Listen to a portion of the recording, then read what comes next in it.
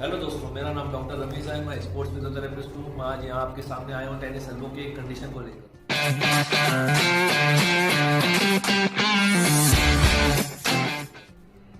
Tennis elbow होता क्या है, पहले हम इसके बारे में जानने की कोशिश करेंगे। ये आपका जो एल्बो होता है, एल्बो की जो लेटरल साइड का जो पार्ट होता है, इसे हम लोग लेटरल एपिकोंडाइल कहते हैं। यहाँ से दो मसल्स निकलती है जो हमारे रिस्ट को एक्सटेंशन देने का काम करती है।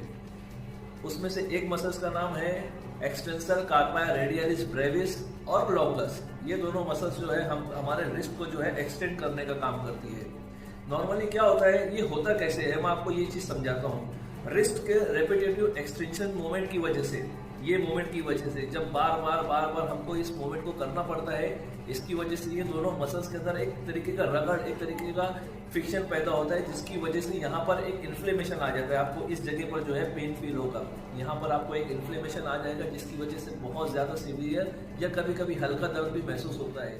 Table tennis, lawn tennis, badminton में भी रैकेट का इस्तेमाल किया जाता है, जिसके अंदर आपको ये शॉट्स खेलने के लिए बार बार आपको इसको रिस्ट को एक्सटेंशन देना पड़ता है, जिसकी वजह से आपको बैडमिंटन के अंदर भी ये प्रॉब्लम आपको हो सकता है। यहाँ पर बहुत ज्यादा पेन हो सकता है। इसके अलावा जिम इंजरीज भी होती है। ये जिम इंजरीज के अंदर भी माना जाता है। मैं भिवंडी में रहता हूँ, यहाँ पर मैंने अक्सर जिम के अंदर देखा है कि जिम के अंदर प्रॉपर गाइडेंस नहीं होने की वजह से जो है उनको समझ में नहीं आता कि ये पेन क्यों हो रहा है। आप लोग गलत टेक्निक अगर इस्तेमाल करेंगे, वेट लिफ्टिंग के अंदर अगर आप लोग ज्यादा ध्यान नहीं देंगे, ये मसल्स को अगर आप सपोर्ट नहीं देंगे, तो आपको बहुत इजीली ये पेन हो सकता है। क्रिकेट प्लेयर भी बहुत इजीली इसके अंदर अफेक्ट होते हैं, क्योंकि बैटिंग के अंदर बार रिस्ट मूवमेंट जो होता है, फील्डिंग के अंदर रिस्ट मूवमेंट होता है, बहुत सारी जगहों पर रिस्ट मूवमेंट होता है। क्रिकेट प्लेयर भी बहुत इजीली इसके अंदर अफेक्ट हो जाते हैं। स्क्वॉशिंग, फेंसिंग, बहुत सारे गेम्स है जिसके अंदर ये सारी कंडीशन आमतौर से पाई जाती है। इसके अलावा ऐसा नहीं कि सिर्फ ये स्पोर्ट्स इंजरी है, सिर्फ ये स्पोर्ट्स पर्सन को होती है। अगर आप ऑफिस में काम करते हैं और आपका टाइपिंग का ज्यादा वर्क है, तो उसमें भी रिस्ट मूवमेंट जो है बहुत ज्यादा होता है, आप उससे भी अफेक्ट हो सकते हो। घर की जो औरतें होती है, खाना बनाती है, जो हैवी जो बड़े बड़े बर्तनों के अंदर जिनका खाना बनाना होता है, कपड़ों जो बर्तन धोने का जो काम होता है, उसके अंदर रिस्ट एक्सटेंशन होता है, चम्मच हिलाने के टाइम पर, बर्तन धोने के टाइम पर, तो ये घर की औरतों को भी बहुत आसानी से हो सकता है। पेंटिंग भी एक रीजन है। जो पेंटर होते हैं वो लोग भी अपना रिस्क का ज़्यादा यूज़ करते हैं, उनको भी ये कंडीशन होने के चांसेस होते हैं। बाइक राइडिंग, अगर आपका ड्राइविंग बहुत ज़्यादा है, अगर आप दिन में 100 किलोमीटर 200 किलोमीटर राइड कर रहे हैं, कहीं एक जगह से दूसरी जगह आपका आना जाना है, एक सिटी से दूसरी जगह सिटी, या अगर आपका ऑल ओवर इंडिया अगर आप राइडर हैं, आप टूर पर निकलते हैं, तो जिसके अंदर रेस का जो मामला होता है, ये जो रिस्ट एक्सटेंशन जो होता है, ये उसके अंदर बहुत ज़्यादा होता है। तो बाइक राइडर्स को भी जो है ये प्रॉब्लम बहुत इजीली आती है।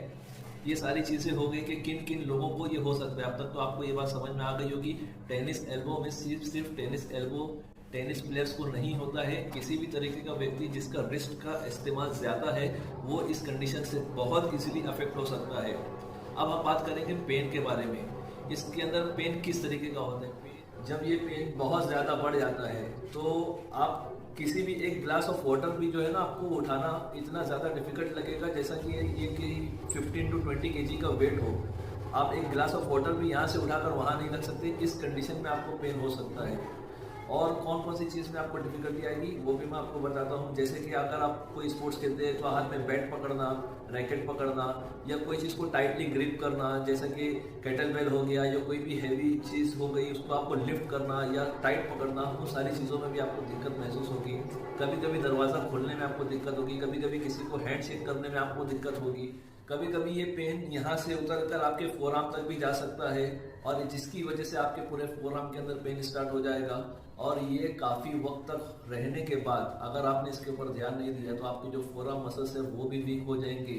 आप इससे प्रॉपर तरीके से काम नहीं कर सकेंगे। तो प्लीज़ मेरी रिक्वेस्ट है आपसे कि अगर आपको इस तरीके का कैसा भी पेन हो रहा हो, तो आप उसको लाइटली मत लीजिए। प्लीज़ प्लीज़ प्लीज़ किसी फिजियो को या किसी आसपास के डॉक्टर को कंसल्ट कीजिए, उसके ऊपर ध्यान दीजिए। इस चीज़ को हम लोग ख़त्म कर सकते हैं किसी डॉक्टर को कंसल्ट करके, और या तो हम लोग इसको घर पर प्रिकॉशन कर इसको ख़त्म कर सकते हैं। मैं आपको बताऊंगा कि प्रिकॉशन में हमको क्या करना चाहिए। प्रिकॉशन में सबसे पहली चीज़ होती है कि आप उसको रेस्ट दीजिए। जितना ज़्यादा आप आराम दे सकते हैं, उसके ऊपर वेट ना पड़ने दीजिए, उसको ज़्यादा इस्तेमाल ना कीजिए। जो भी काम आपका रेगुलर है, जिससे आपको ये मूवमेंट करना पड़ता है, उसको रोक दीजिए कुछ दिनों के लिए। उसको ज़्यादा से ज़्यादा आप आराम दीजिए। ये सबसे पहली चीज़ है और सबसे ज़्यादा फायदेमंद चीज़ है।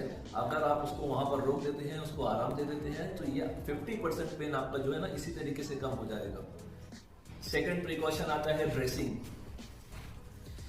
इस तरीके का एक ब्रेस आता है जिसे टेनिस एल्बो ब्रेस कहते हैं। इसको आपको जो है अपने एल्बो के ऊपर बांध कर रखना है। ये आपके जो मसल्स होते हैं एक्सटेंसर कार्पा, रेडियलिस एंड ब्रेविस, इसको आपको सपोर्ट देना है। ये सपोर्ट देगा, पूरी तरीके से इसको ग्रिप करेगा। ग्रिप करने के बाद आप जो मूवमेंट करेंगे उसका 50% वेट जो है ना ये ले लेगा। तो आपको आगे जो तकलीफ बढ़ने वाली है उसको हम लोग रोक सकते हैं। बाद में खत्म होने के बारे में बात करेंगे। फिलहाल ये प्रिकॉशन के अंदर आता है। सबसे पहले आपको ऐसा ब्रेस जाकर किसी भी पास के मेडिकल से या सर्जिकल शॉप से आपको ले लेना है और इसको पहनना स्टार्ट कर देना है।